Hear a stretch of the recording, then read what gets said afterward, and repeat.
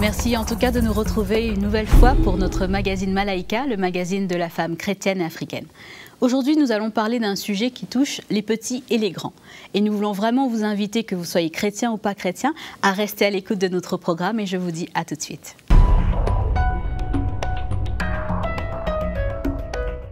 Le thème de notre émission aujourd'hui, c'est l'éducation des enfants. Oui, mesdames, vous avez bien entendu, et monsieur aussi, si vous suivez le programme, l'éducation des enfants, surtout par rapport à notre façon d'approcher l'enfant aussi, de la relation parent-enfant, qui va être un petit peu au cœur de notre débat. Et j'ai le privilège aujourd'hui d'avoir Mama Audrey. C'est mon privilège d'être avec vous et de pouvoir participer à Malaika. Et on a également le privilège d'avoir notre sœur Janine qui nous vient de Kinshasa et qui nous rapporte toutes les infos sur le terrain. Oui, en tout cas, j'essaye du mieux que je peux. Bonjour Nadège, bonjour Mama Audrey. Bonjour Janine. Magali, Mboteba Mama. Voilà, et nous avons bien sûr Magali, que je ne présente plus, notre chroniqueuse, qui contextualise pour nous, pour chaque émission. Merci Nadège de m'accueillir. Bonjour Maman Janine, Maman Audrey. Content d'être là encore aujourd'hui avec vous. Et nous avons également le privilège d'avoir un invité spécial aujourd'hui, Marie-Aimée, qui nous vient de l'île Maurice. Marie-Aimée, merci d'être avec nous. C'est à moi de te remercier Nadège. Bonjour à tous, et c'est un réel privilège d'être avec vous et de participer à ce programme. Super. Alors justement, on parle d'éducation des enfants.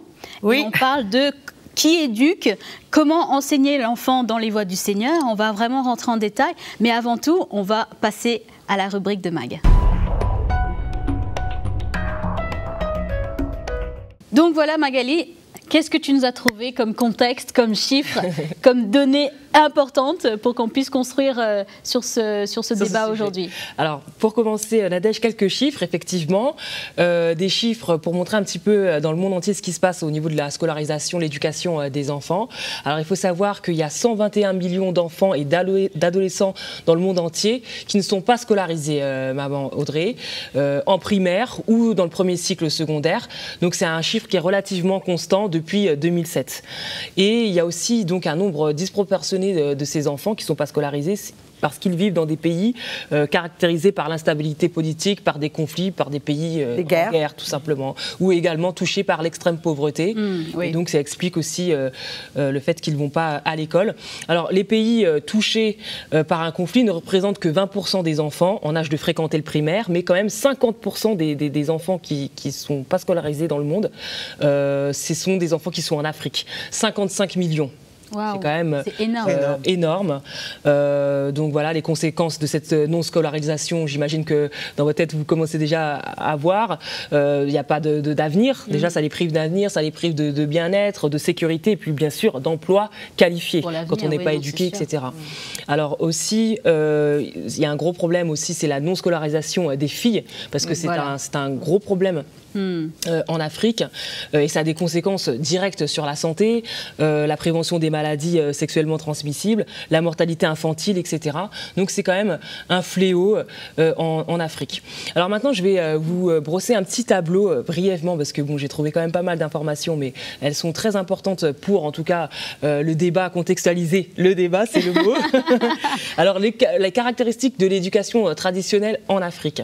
Alors il faut savoir, Maman Audrey, et je suis sûre que Maman Janine pourra étayer tout à l'heure ce que je suis en train de dire, c'est une éducation collective en Afrique. Il faut savoir qu'elle relève non seulement de la responsabilité de la famille, donc des parents directs, le papa, la maman, mais aussi celle du clan, du village, de l'ethnie. Tout le monde met un petit peu sa main à la pâte justement pour éduquer l'enfant. L'individu, en fait, il se définit dans la collectivité. Et je crois que c'est quelque chose d'important. Je suis sûre que Maman Janine va pouvoir en parler davantage. Ce qui fait qu'on peut être conseillé, corrigé, puni par n'importe quel adulte du village. Moi, j'ai vraiment expérimenté ça. J'étais pas dans un village, mais j'ai pu l'expérimenter dans mon éducation. On voit que ça m'a marqué, Magali. Voilà, c'est vrai que ça m'a marqué, mais c'est vrai que ce que je suis en train de dire, je l'ai vécu, donc voilà. Je crois qu'on l'a tous vécu d'une manière ou d'une autre.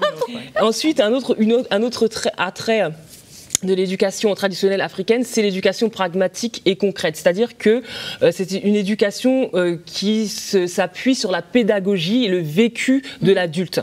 Souvent, l'enfant est éduqué par rapport à l'expérience qu'a vécu son père, sa mère. Bonne ou mauvaise. Bonne ou mauvaise, tout à fait. Et ça lui sert en fait dans la vie de tous les jours. C'est retransmis, tout à fait. Moi, je trouve que c'est pas mal d'un point de vue personnel, dans le sens où ça évite aussi de faire les erreurs que les adultes ont commis. Tout à fait. Bon, voilà. Alors après, vous avez aussi l'éducation qui est mystique, enfin l'éducation qui est basée sur la conception animiste. Il faut savoir que en Afrique, voilà, il y a beaucoup de croyances religieuses, c'est ancré dans les mœurs, etc. Donc l'enfant aussi est éduqué de cette façon avec les relations avec la nature, la crainte des choses qui sont dans la nature, les fleurs, les fleuves, les animaux, certains animaux aussi qui ont qui sont assez symboliques. Et enfin, l'aspect des ancêtres aussi. Voilà, l'aspect des ancêtres, etc. C'est très important dans l'éducation de l'enfant. Et enfin, je dirais aussi que ce qui marque l'éducation traditionnelle en Afrique, c'est aussi ce côté intégrationniste, c'est-à-dire de l'intégrer socialement dans la société, dans la culture.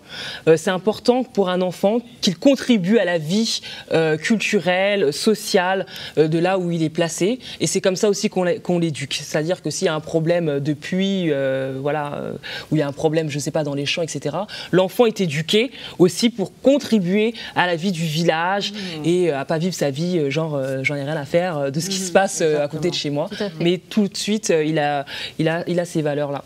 Donc voilà un petit peu il y a beaucoup de choses à dire parce qu'il y a l'aspect aussi des traditions selon l'ethnie d'où on vient, d'enseigner comment dans nos traditions comment certaines choses se font quand il y a perpétué, une cérémonie où il y a un mariage ou une naissance, etc. c'est perpétué, ou un deuil. Voilà, ou un deuil, on enseigne ça aussi aux enfants. Voilà, tu vois, c'est comme ça qu'il faut que ça se passe. Exactement. Et justement, quand tu parles de ça, on pourra expliquer justement les traditions. Il y a beaucoup aussi de cette éducation orale, où on parle beaucoup à l'enfant par des histoires, par des contes, c'est vrai que c'est très présent aussi. Les griots d'ailleurs. Les griots, tout à fait, les griots qui ont un rôle aussi important dans cette éducation. Super. Donc voilà un petit peu, chers amis. Merci Magali pour cette contextualisation. Alors justement, Mama Janine, quel est notre contexte à Kinshasa? Quelles sont les informations qu'on a pu recueillir sur le terrain? Par rapport à ce que disait Magali, donc je rejoins tout à fait le fait que l'enfant grandit et est éduqué par le voisinage, la communauté, la famille. Il peut être aussi accessoirement aussi corrigé par cette même communauté. Et c'est quelque chose qui est tout à fait normal, qui est tout à fait naturel, parce que l'Africain n'a pas cette notion de la famille nucléaire, papa, maman et les enfants, et c'est tout. Non, c'est vraiment la famille élargie, et tout le monde a ce droit d'intervenir dans l'éducation informelle de l'enfant. Donc ce que j'ai pu constater aussi par rapport à la scolarisation, tu disais, j'ai beaucoup de familles souffrent les enfants ne sont pas scolarisés. De cela, et parce que c'est dû aux situations de guerre, notamment à l'est du Congo, qui déstabilisent aussi pas mal le noyau familial en fait.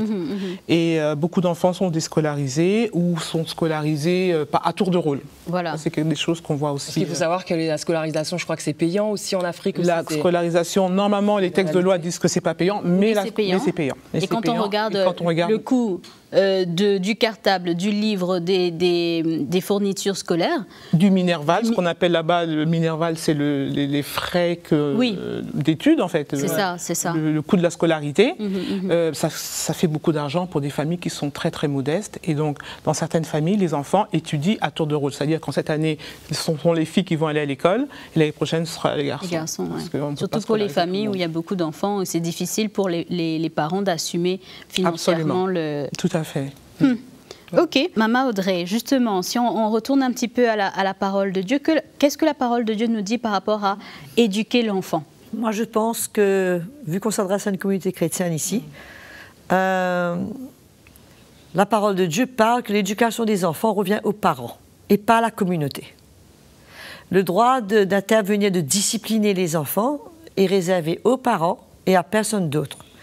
Du reste, nous voyons dans le livre des Actes, je lisais ça tout à l'heure, quand il y a eu des frères qui avaient enseigné, qui avaient imposé certaines choses aux païens, je pense qu'il s'agissait de l'église d'Antioche, et dans Actes chapitre 15, les apôtres se sont réunis et ils ont écrit pour dire « Nous avons jugé de ne vous imposer d'autres charges que ce qui est nécessaire. » C'est-à-dire de ne pas venir ajouter à tout ce que vous vivez, vos traditions, vos cultures, qui ne contribuent en rien à emmener quelqu'un à servir le Seigneur, à connaître Jésus et à devenir comme Jésus.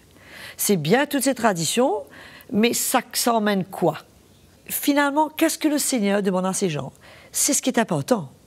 C'est de pouvoir se débarrasser de tout ce qui n'est pas du Seigneur, qui vient de la tradition. Pierre le dit très clairement, il dit « Je n'ai pas été sauvé par mes parents, mes ancêtres, par l'or, par l'argent, par la vaine manière de vivre de mes ancêtres, mais j'ai été sauvé par le sang de Jésus. » Donc il faut nettoyer tout ça. C'est ça, mais justement, par rapport à l'aspect tradition et surtout l'approche à l'enfant, pour revenir au fait à l'enfant lui-même, c'est vrai qu'il n'y a pas un rapport à l'enfant où, quelque part, on lui enseigne, on l'enseigne selon le Seigneur à son bas âge.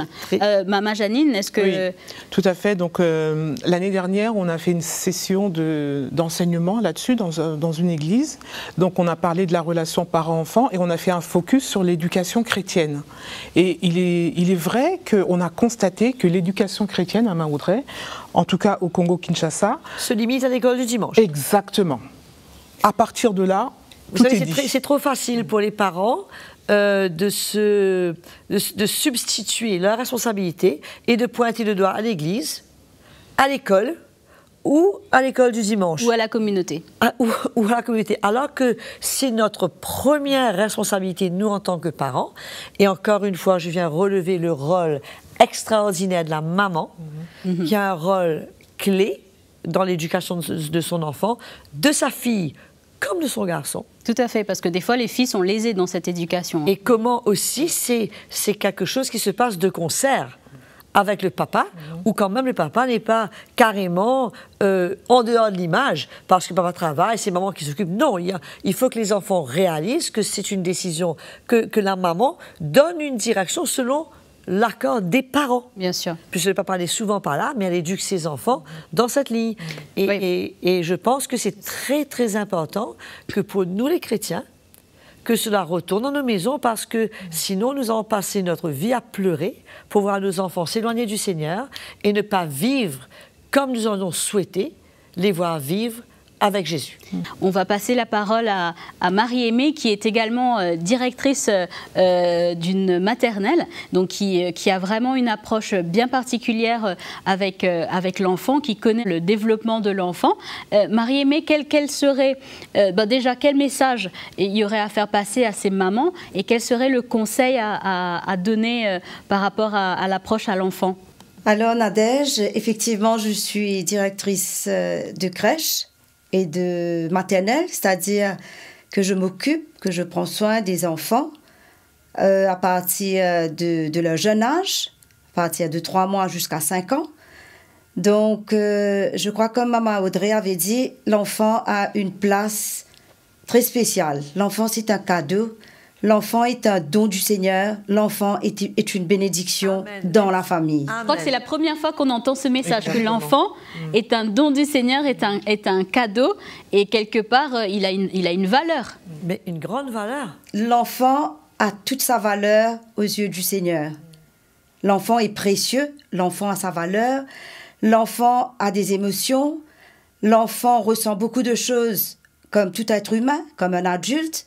Il faut emmener cette plateforme pour respecter l'enfant dans son individualité, je dirais, dans sa personnalité, dans ce qu'il est. Et l'enfant est unique. On ne peut pas comparer un enfant, on ne peut pas nous façonner, former un enfant comme nous on le veut. C'est ça, c'est exactement ça. Mais à plus forte raison, vu qu'on s'adresse aux mamans chrétiennes, je crois que la parole de Dieu nous dit tout. Comment éduquer, notre place en tant que maman à côté de nos enfants, parce qu'il ne faut pas oublier, la tâche d'une maman, ce n'est pas une corvée. C'est juste de faire des choses techniques, le ménage, faire la lessive, le repassage, s'occuper des enfants, mais comment l'enfant doit ressentir un cœur. Exactement. Oui. Parce qu'on peut faire beaucoup de choses, on a accompli notre tâche en fin de journée, et que dans tout ce qu'on fait, cela doit glorifier le Seigneur. Si je dois préciser, Marie-Aimée, excusez-moi, c'est quand on dit l'enfant doit ressentir un cœur, qu'est-ce que ça veut dire? Qu'est-ce qu'il doit ressentir Par exemple, je m'occupe de lui. Je m'occupe de lui, je lui prépare à manger, il est petit, je lui donne à manger. Dans quelle attitude de cœur je le fais? Est-ce que c'est dans un état de fatigue, d'irritation, d'impatience? Je veux finir une fois pour, je sais pas moi, regarder mon programme de télé, ou j'ai une sortie, j'ai d'autres choses à faire. Quelle quantité je m'investis, je me donne dans ce que je fais. Parce que faut pas oublier un enfant qui est petit, on lui parle du Seigneur, mais où il va le voir, où il va le ressentir. C'est à travers de mes actions, c'est à travers de ma vie, c'est à travers de mes émotions, c'est à travers de ce que je suis et ce que je transmets. Tout à fait. Donc concrètement, il a besoin d'avoir un exemple déjà de vie chrétienne et ensuite après un accompagnement dans les paroles, dans ce qu'on va faire, la manière qu'on va le faire, pour avoir un exemple ensuite de vie chrétienne, c'est ça? Exactement. Moi je crois qu'un enfant ressent tout. On ne peut pas tromper, on ne peut pas tricher, on ne peut pas inventer des histoires. Exactement. L'enfant est vrai en lui-même. Alors, et l'enfant est authentique et on ne peut pas dire qu'on est triste ou on est en colère et on met un masque, on rit, on dit on est bien. L'enfant ressent. Peut-être il ne va pas vous le dire, mais il ressent. Je crois aussi ce que Marie-Aimée veut dire, il ne faut surtout pas laisser nos enfants pousser comme de l'herbe.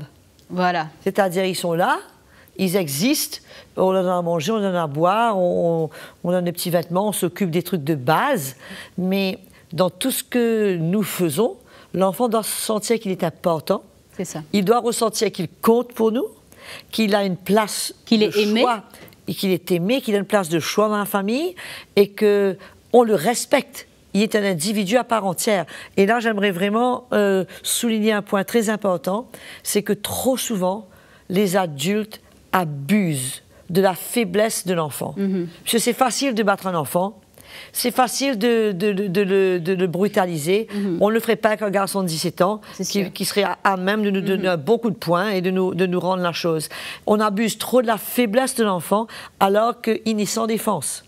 Il est absolument sans défense. Et qui ne demande qu'à apprendre, en fait. Non seulement qu'on les brutalise, mais ils n'ont aucune possibilité de s'exprimer parce que les gens autour d'eux ne sont pas intéressés à les comprendre. Oui, de toute façon, à certains moments, ils sont même méprisés en tant qu'enfants. C'est-à-dire, moi, je me rappelle quand j'étais petite, c'est tu ne comprends rien, tu ne sais rien. Donc, en fait, l'enfant n'a des fois même pas son mot à dire. S'il y a un échange, s'il ne comprend pas, il dit « mais vous parlez de quoi ?» Il est tout de suite méprisé dans un sens. Il n'a pas sa place, en fait. Je sais pas. Mais par contre, le Seigneur dit « laissez venir à moi les petits-enfants. Voilà. » Et il dit... Il menace, il dit faites très attention à quiconque est une occasion de chute pour ses enfants. Parce que le Seigneur, il considère ses enfants de la même manière qu'il nous considère. Et il a un cœur pour les enfants, il veut prendre soin d'eux, il aime les enfants. Du reste, la Bible nous dit que le Seigneur, les enfants s'asseyent sur ses genoux. Et c'est ce cœur dont Marie-Aimée parle. Tout à fait. Le cœur de Jésus, les yeux, de voir nos enfants avec les yeux du Seigneur. Alors, au-delà de tout ce qui est dit, voilà. Audrey, là j'entends beaucoup de points de vue. Je suppose que les téléspectatrices qui nous regardent doivent être d'accord par rapport au rôle du parent, etc., la responsabilité, etc. Mais vous savez, il y a un proverbe africain qui est très connu, où il est dit, et j'espère que Marie-Aimée qui m'écoute aussi pourra donner son avis sur ce proverbe, c'est « il faut tout un village pour élever un enfant ». Et ça, c'est malgré le fait qu'on dise que les traditions, etc., c'est vrai que ça, quand on est chrétien, puisque c'est une émission chrétienne, on est d'accord, ne sont pas en vigueur, si vous voulez, quand on est né de nouveau, eh bien c'est quand même un fait en Afrique. Alors, on fait quoi avec ça? Marie-Aimée, je voudrais savoir ce que vous pensez juste avant de ce proverbe. À Marie-Aimée, c'est juste qu'il n'y a pas eu que du mauvais dans cette approche. Voilà, exactement. Parce que là, vous brossez quand même un tableau assez négatif. Alors, oui, c'est ça, pour la défense. Alors que c'est aussi pour le bien-être de l'enfant que c'est que c'est fait comme voilà, ça. Il y a eu des valeurs que moi je connais, par exemple, c'est les valeurs de respect, les valeurs de partage. Oui, mais ces valeurs peuvent être communiquées par les parents. Ça peut être vécu dans la cellule familiale. La cellule familiale est une cellule très, très spéciale aux yeux de Dieu. Et ce n'est pas n'importe qui peut pénétrer, puisque tonton Jean, lui, il n'est pas d'accord avec ça. Tonton Jacques me passe une calotte, le tonton truc me crie dessus. Mais où sont mes repères ? J'écoute qui? J'écoute quoi? Et au fait, c'est pas une question d'éducation, je suis désolée, c'est une question de modèle. C'est une question de modèle, puisque c'est pas seulement l'éducation qu'on me dit. On me dit pas fais ce que je te dis, mais fais pas ce que je fais. Oui, c'est ce que Marie-Aimée disait, qu'il a besoin d'avoir parce que avoir un je ne exemple. connais pas la vie de tonton Arthur, je ne le connais pas, et subitement, il me tape dessus, mais qui il est? Et ensuite, je le vois à la boutique, il a bu, il est ivre. Quel est le modèle que j'ai devant moi? C'est juste qu'il faut comprendre le contexte africain, c'est que c'est pas forcément le tonton qui va venir de n'importe où. Parfois, les parents vivent avec les grands-parents, qui vivent avec les... C'est la cellule familiale, il n'y a pas de problème. On est quand même dans une cellule familiale et c'est dans ce cadre-là. Moi, j'ai grandi avec mes grands-parents chez moi. Mais mes grands-parents ne me corrigeaient pas. Ils pouvaient me reprendre. Ils pouvaient me dire, Audrey, tu parles trop fort. Ils pouvaient me dire, tu manges mal, mets tes bras bien à table. Ça, c'est des consignes, il n'y a pas de problème. Mais ils ne me corrigeaient pas. Pour précision, donc, la correction dont on parle, c'est une correction physique. Oui, corporelle. Il ne me passait pas une claque ou voilà. Il me secouait pas mes cheveux. C'est pas mes parents non plus qui le faisaient. Hein. Mais comme j'appréciais, moi, ce que Nadège disait quand on parlait avant le programme, comment son père s'est adressé à tous ses oncles, à toute la famille, aux éducateurs de l'école pour dire attention, personne ne met la main sur ma fille. Parce que c'est sa responsabilité à lui. Et on n'a qu'à voir le résultat. Aujourd'hui, Nadège est une fille équilibrée, qui, je suis sûre, respecte, qui respecte les adultes, qui a des valeurs chrétiennes, qui suit le Seigneur. Il n'y a pas eu l'intervention de la communauté. Tout à fait. Elle va très bien, Nadège. Cette éducation, collective. La Bible nous dit clairement, la parole de Dieu nous dit clairement, que ça revient à la responsabilité des parents. C'est aux parents. Exactement. Ça n'a jamais été mentionné, grands-parents, les oncles, les tatis, les tontons, les tantes ou qui que ce soit, les voisins. Cette responsabilité spirituelle, ça revient aux parents. Un enfant a besoin de repères. A besoin de repères dans son environnement, dans sa cellule familiale, là où il vit. Et il ne peut pas avoir différentes instructions, différentes consignes, différentes attentes ou impositions ou quoi que ce soit, directives de tout le monde. L'enfant va se perdre. Ce n'est pas possible. Et cette responsabilité revient aux parents. C'est la tâche, c'est la responsabilité des parents. Que le Seigneur a donné. Que le Seigneur lui-même a confié et a donné.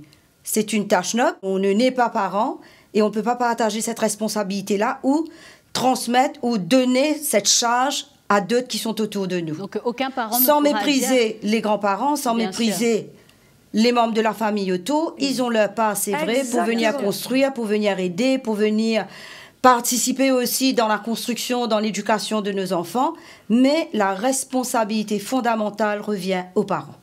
Donc en fait, ça répond un petit peu à ce qui se passe de manière générale, où beaucoup de parents délèguent aussi à l'église, à l'école des enfants, ce genre de choses. Donc en gros, on retourne la responsabilité aux parents pour qu'ils puissent éduquer les enfants, même par rapport, justement, dans notre contexte chrétien, aux voies du Seigneur. On se retire de notre responsabilité devant le Seigneur et on met ça sur tout le monde. On met ça sur l'école, sur le professeur, on met ça sur l'église des enfants, même mon enfant à l'église des enfants. Non, c'est toi. Où on retrouve aujourd'hui des parents, ils sont rares, qui vont passer tous les soirs. Je pense qu'en Afrique, ça se fait. On lui raconte des histoires de la Bible avant que l'enfant dorme.